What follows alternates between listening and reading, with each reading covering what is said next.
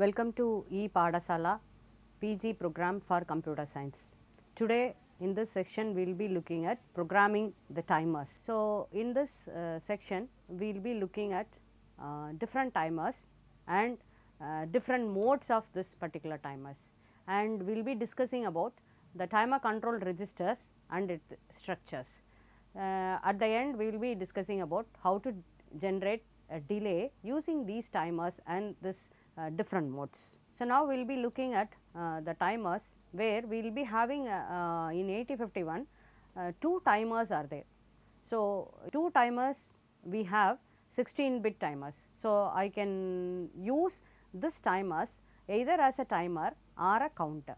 So, we can configure the timers, either it should operate as a counter or a timer, and we can configure them to work in a different mode also. So, when we are operating it as a timer, this timer bar counter will run for a particular period of time, then it issues an interrupt. So, now when you are operating this timers as a counters, this will count the transitions which will be connected at your external pin. That means, if I wanted to count how many times a particular event happens, so that event will make it as a negative transition and it will be connected to the external interrupt pin. So, now this counter counts whenever I am it increments 1 whenever I am getting a negative transition on that particular external pin.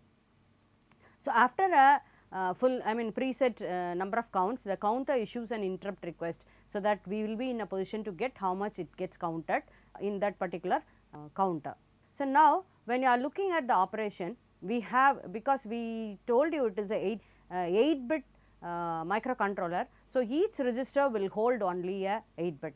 So, now we will have 16-bit timers. So, because of that we need to have two registers combined together to make 16-bit. So, here we will have a TH register and TL register. These two are combined together to make 16-bit timer. These two are cascaded together, and we have two timers also. One is timer 0 and the one is timer 1. So, now this TH0 and TL0 combined together to make for timer 0, and TH1 and TL1 combined together to make a 16-bit timer 1. And to control this particular timers, that means it should not start on its own. If I wanted to say you start counting it or you start running the timer, then I need to have that particular control pin. So, that particular control pin is nothing but your TR, either TR0 or TR1. So, TR0 is for controlling the timer 0, TR1 is for controlling the timer 1. So, if I am setting TR0 is equal to 1, then the timer 0 starts count. So, this particular bit is available in your TCON register, and when you are looking at this TLX and TL register and TH register together, first it will start counting or incrementing in TL. When it gets overflow, then it increments your TH, which is nothing but the TL is operating as a lower byte and TH is operating as a upper byte. So, if the TH is also getting overflowed, that means 16 bits are 11111, then it gets a overflow. That overflow which in turn sets, which in turn invokes particular interrupt. So, that will help us to identify certain operations. So, setting the but remember that when we are setting the TR, that does not mean that we will be clearing your TH and TL registers. If we wanted to clear it, we have to make TH become 0 and TL become 0. If we are setting it, the timer will start, that is all. Whatever be the content which is available at your TL, from there onwards it will start counting it. So, the next thing is, when you are looking at the operation of your timer registers, you can start from 0, timer can count it from 0, or if I can put a preset value, from there onwards it is ready to start counting it. So, this makes us easy to configure this timer for any type of count or timing within 16 bits. So, now when you are looking at, we wanted to work for either a counter or a timer, that also can be set with a particular bit which is C bar T. So, if I am setting it this particular control bit as 1, then it will go for a counter, and if it is 0, then it will go for a timer. So, which is available in your TCON register. And remember that here I will have a clock in the processor, and each machine cycle I will make it as the clock cycles divided by 12. That means FOSC divided by 12 is in a standard mode. So, when you are looking at timer 0 and 1, we have 4 operating modes. So, because we have TL and TX together, so maximum I can go for 16 bit. So, with that itself they have made the timer has to operate with 4 different modes. So, to identify which are the modes they will be in a position to operate is indicated by M1 and M0 pins. So, combined together these 2 bits will make 4 different combinations, that gives us the information about whether it will be operating in mode 0 or mode 1 or mode 2, and mode 3 is a different kind. So, here in 8051 base system will have the crystal oscillator frequency of 11.0592 megahertz. So, if I am looking at this particular oscillator, it generates 11.0592 megahertz, but I mean each machine cycle is made up of 9 cycles. So, because of that I will get the maximum machine cycle as 11.0592 divided by 12 is the maximum cycles, I will get it in a single second. So, now you just see that how much is the cycle I will be getting, it is 1 by 12 into 11.0592 megahertz is equal to, so we will get 921 kilohertz. So, in this 8051 will work, controller will work with the crystal oscillator frequency as 11.0592 megahertz, will be in a position to do. So, we will get 921 kilohertz. Work can be done, or 921 into 10 power 6 number of works can be attempted done at a single seconds. So, that is what it was trying to say. And if I am looking at, for doing a one particular machine cycle, for one particular machine cycle, how much is the time taken by this particular controller is 1 by 921 kilohertz is equal to 1.085 microseconds. So, one cycle can be operated with one cycle can be operated in 1.0 085 microseconds. So, this is the time taken to do one particular work. So, now when I am looking at the timer registers, we will have different registers other than your TLX and THX, I will be having a TMOD and TCON. So, the TMOD is timer mode, which is used to select the mode of the operation, whereas the TCON is used to control the timer to either it should stop or it should run. So, TL and TH will combine together, hold the count to generate the desired delay or to hold the number of counts. So, when you are looking at the TMOD register, where we will be having a 8-bit register, this TMOD register is a timer mode register, will have 8 bits over there. In this 8 bits, we have 8 bits, the 0th bit I will call it as mode 0 bit, where this is mode M00, M10. So, this 0 to 3 bits is corresponding to timer 0, and 4th to 7th bit is corresponds to timer 1. So, when you are looking at this particular one, if I wanted to configure either timer 0 or timer 1, that can be done with this particular operating this particular bits. So, if I am operating the lower nibble, then it will corresponds to timer 0. If I am operating with the upper nibble, then it will corresponds to timer 1.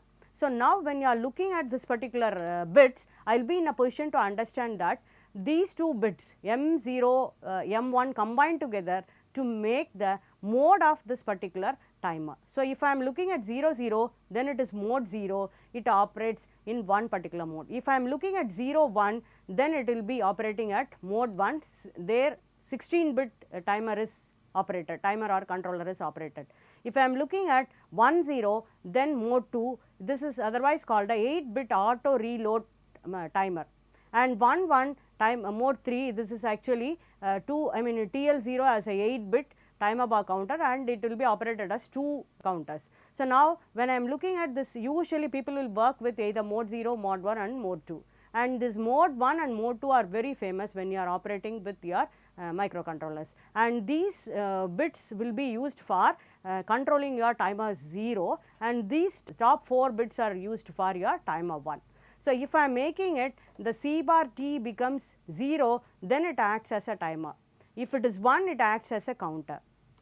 And the gate, when you are looking at it, is always it should be 0 when you are operating with your timer. So, when you are looking at your TMOD, which is a 8-bit register, lower bits for timer 0, upper bits for timer 1, the lower 2 bits used to set the timer mode, and the upper bit which will be used to set the timer mode with your timer 0 and 1. So, when you are looking at your TCON register, this is for controlling of timer.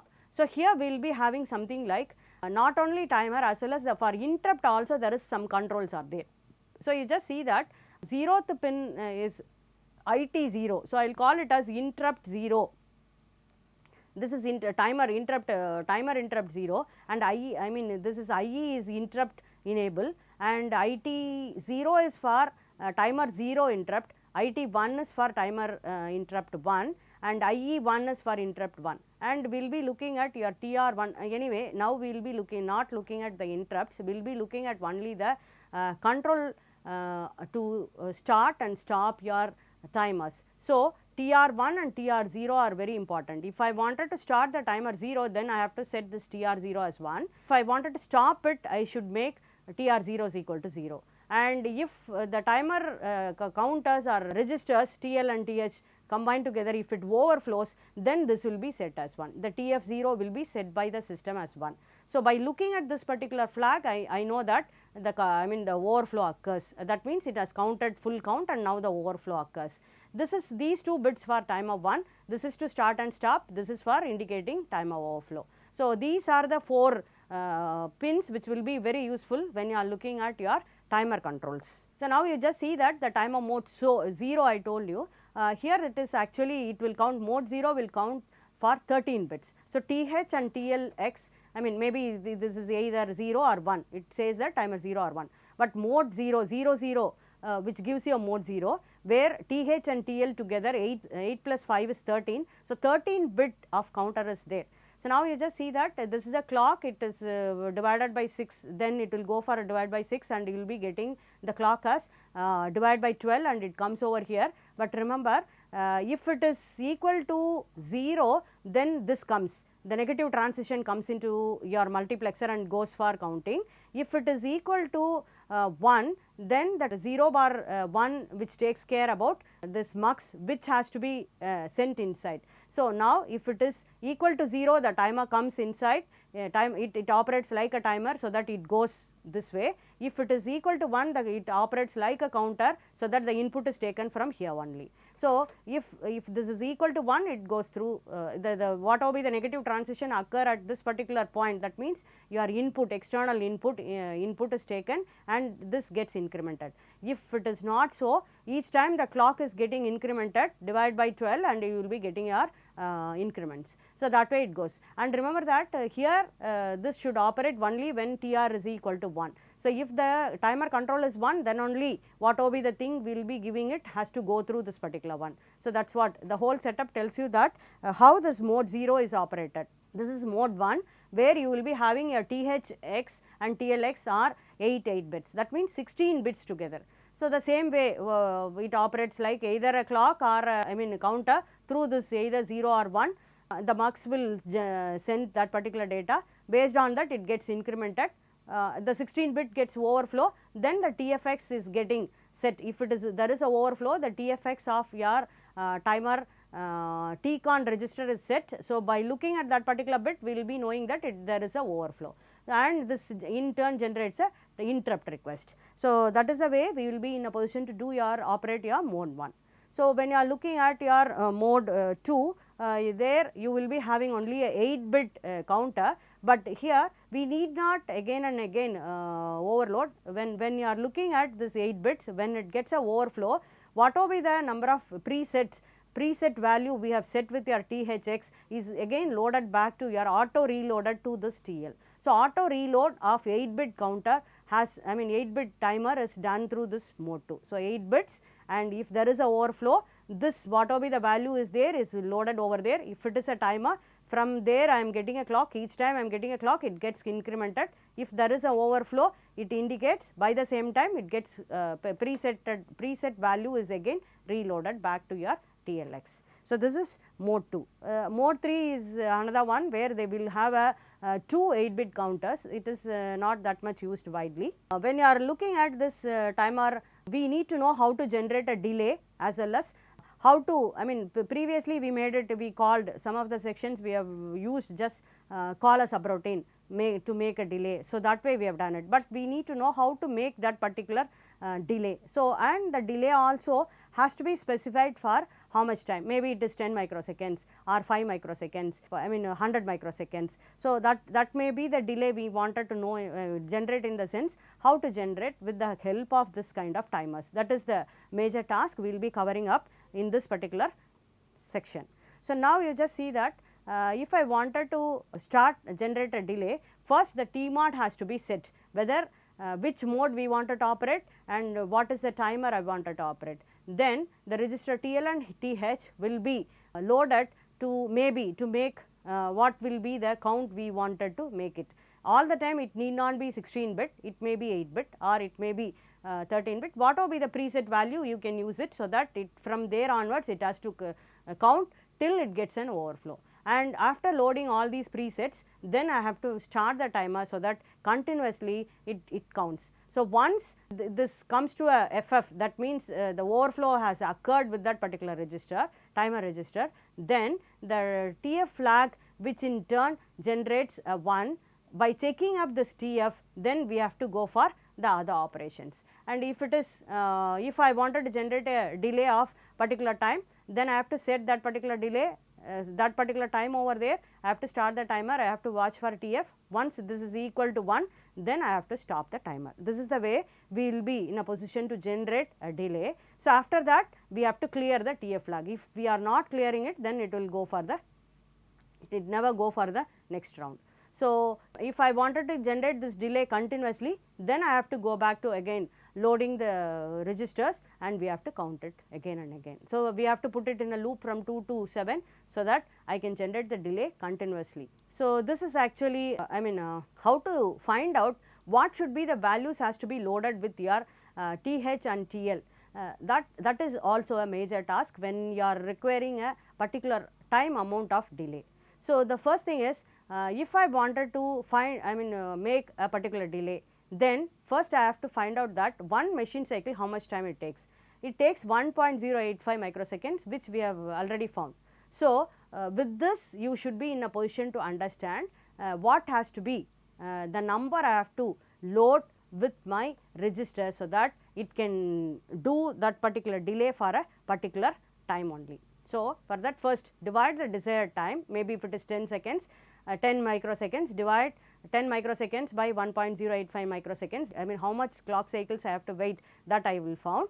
Then perform, this is the maximum count with the 16-bit timer. Okay. So, 655396 is the maximum clock cycles it will count with the 16-bit register. So, this minus n. So, n is nothing but the decimal value we got it in the time divided by 1.0859. Then this particular value, decimal value converted into hex, and place it this value with your registers. If it is YYXX, XX should be with your TL and YY should be with TH. So, now this is a typical example when you wanted to generate. I wanted to generate a 10 millisecond delay with 11.05 megahertz and timer 0 and mode 1. Mode 1 is 16-bit and timer 0 is there.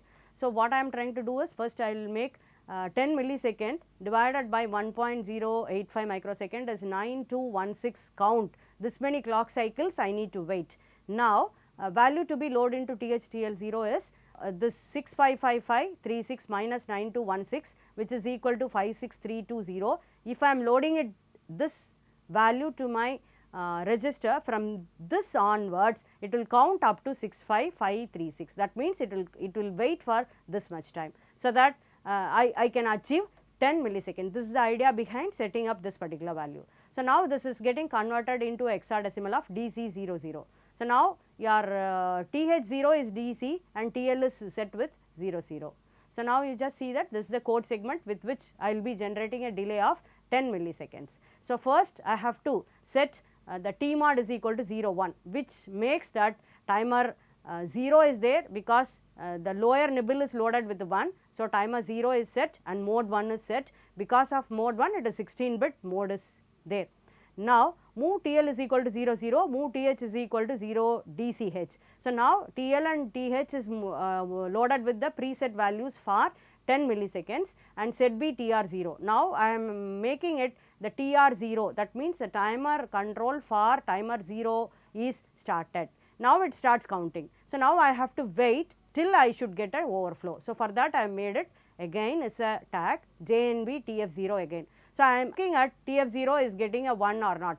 So, once it gets a overflow, by the time only it will get a 1, otherwise you will get a 0. So, by the time again and again, if it is not bit, it goes in a loop. If it is bit, then it comes down. So, when it comes down, that means I have waited for 10 milliseconds. That has been achieved through my this code segment, assembly code segment has been achieved 10 millisecond delay.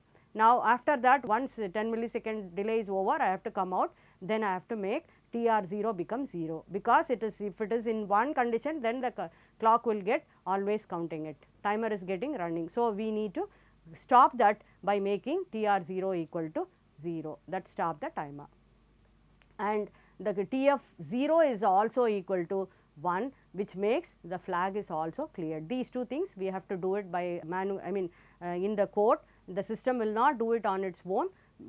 Based on that only the timer will stop as well as the flag is getting cleared. So, this is a typical example where I wanted to generate a square wave. See, we have seen how to generate a particular segment of, generate a particular delay. So, now with the delay I wanted to generate a square wave. Previously we have generated a square wave with not given a specified time. Now, I wanted to generate a square wave of 5 kilohertz at the pin P1.0 and the clock frequency your 8051 microcontroller clock frequency is 11.0592 megahertz if it has been given. Now, how to write a code to make 5 kilohertz square wave which is generated at pin 1.0. So, now you just see that the T is equal to 1 by f, which is nothing but 1 by 5 kilohertz, which is equal to 0.2 millisecond. It is the period of your square wave, but the square wave period in the sense 1 on and 1 off. So, I can have T by 2 is 0.2 by 2 is equal to 0.1 millisecond. So, I need to generate only 0.1 millisecond either for on time or for off time. So, now 1 millisecond divided by 1.085 microsecond is 921. So, I have to set 655536 minus 921, which is equal to this value. So, now I am setting these two values. So, based on that I will be in a position to set up the timer to make a delay of 0.1 millisecond. So, now first I will be making it move T mod is equal to #01. So, which makes that the timer 0 and mode 1 is set. So, that means it is a timer 0, mode 1, that is nothing but a 16-bit mode. Now, TL1 is equal to 67H and TH1 is 0FCH. Now, we have preset these values to make 0.1 millisecond and we have started the timer set B TR1. So, now the timer is started. So, it starts counting, still it gets a overflow, I have to wait. So, JNB TF1 we have checked again and again the TF flag till I am getting a 1. When I am getting a 1, I will come over here where I have toggled my P1.0. So, that means I am generating a square wave at P1.0. So, because of that first I will toggle from, maybe if it is 0 then it goes to 1, if it is 1 it goes to 0. So, complement P1.0 occurs first, then I am clearing these two pins. So, TR1 is getting cleared, TF1 is getting cleared, again S jump again. So, now I am again reloading these values, I started the timer, I will wait up to I will get a TF1. If previously the P1.0 is 1, I have to wait for 1 millisecond, 0.1 millisecond. So, after that I am getting a overflow, I will come over there CPL 1.0, now it becomes a 0. So, after that I stopped it, again I will come over there, again I have run this. So, continuously I will be toggling this particular P 1.0 from 0 to 1, 1 to 0, which makes a square wave with this standard delay. So, this standard delay gives me 0.1 millisecond, which in turn makes a period of 0.1 millisecond, which in turn generates a square wave of 5 kilohertz frequency at pin 1.0. So, when you are looking at the mode 1, it looks slightly tougher, but when you are looking at mode 2, which is nothing but a 8-bit timer with auto reload, there we need not reload the values, which will be automatically reloaded when you are getting an overflow at your TH. That is what we are trying to do. So, here actually select the timer, then load your TH register with the initial count and start the timer, monitor your TF. If it is equal to 1, you have to clear, that is all, only you have to clear it. You need not reload the value at your TL, it has been done automatically. So, we have to directly go to the step 4, so that we can start the timer, again you will be in a position to run it. So, this is the way you will be in a position to operate your mode 2. So, now you just see that this is the way where I have just created a delay for 25 cycles using mode 2 and timer 1. So, you just see that I have a delay, I just wanted to create a delay for 25 cycles irrespective of whatever be the values I wanted to have it. Maybe if it is a 12 megahertz oscillator or 11.5 megahertz oscillator or 20 megahertz oscillator, we will have a different crystal oscillators which will be connected to your 8051. So, now if I wanted to make a standard 25 cycles delay with the usage of mode 2 and timer 1. So, if I wanted to do that, what way I have to write my delay cycle? See, first what you have to do is move T mod is 20H, that means it is a timer 1 and mode 2 is set, and move TH1 is equal to minus 25. Now, remember that I wanted to have only 20 cycles. So, if I am putting minus 25, what it does is 6555, whatever be the maximum value holded by your TH1 subtracted by 25 is loaded over there. So, this is the best method without calculating anything. You can put directly minus something which the system itself takes care and makes it whatever be the maximum value holded by your TH1 is subtracted with the 25, it will be loaded over there. So, straight away I can put minus 25. So, now it will start from, it will run for only 25, then it gets a overflow. So, now I start set B TR1. So, now the timer is getting started. So, once it gets a overflow, so till that I am watching it to JNB TF1 loop, again and again I am looking at this. Once it gets a overflow, then I will clear it, that is all. Once I have to start this, that is all, I have to leave it, then till I am getting a TF, I have to go for a loop. So, now what it does is this whatever be the TH which is available over there is automatically loaded to your TL also. This is been always taken done at your system. So, now you just see that the way you with the use of that particular one toggled an LED connected to pin 1.0 with 5 microsecond delay using a timer 1 and mode 2. This is a simple example to run application like I have to make blink or toggle your LED which is connected at pin 1.0 with 5 microsecond delay. You just see that I have set T mod with 20 which is timer 1 mode 2 and 8-bit auto reload, and move LH1 is minus 5 and move TH1 is minus 5, that means 5 microsecond because it is a 12 megahertz oscillator considered to be 12 megahertz oscillator. So, 1 microsecond is taken as 1 machine cycle. So, now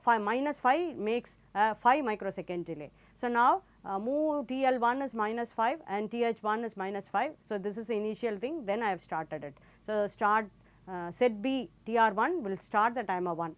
Now, back JNB TF1 back. So, what it does is it looks at whether the TF1 is equal to 1 or not. Till then it gets looped over here and here. Once it is getting an overflow, it comes over here CPL 1.0. So, CPL 1.0 does, if it is already in 1 in the sense it goes to 0, or if it is in 0 it goes to 1.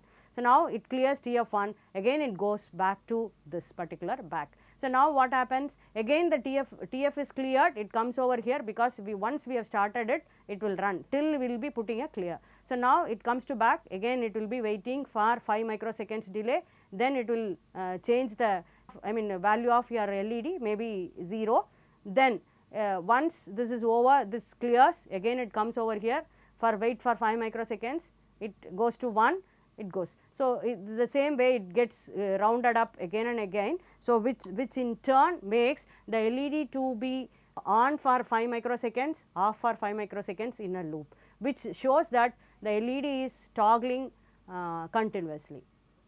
This is a very simple applications, but with the prescribed time of doing a particular task. That particular time is set with the help of this timers and different modes. So, this is the way we have to do any of your delay or whatever be the operations you wanted to do it can be done through this kind of codes only. So, in this section we have discussed about the different timer 0, timer 1 and timer 0 and its different modes, mode 1 and mode 2 in detail, and we have gone through the control registers, timer control registers, and what are the important bits we have to handle when you wanted to access the timers, and we have demonstrated some of the simple codes which in turn helps us to understand how to generate a delay routine and how to use that particular delay routines to make a simple applications. Thank you.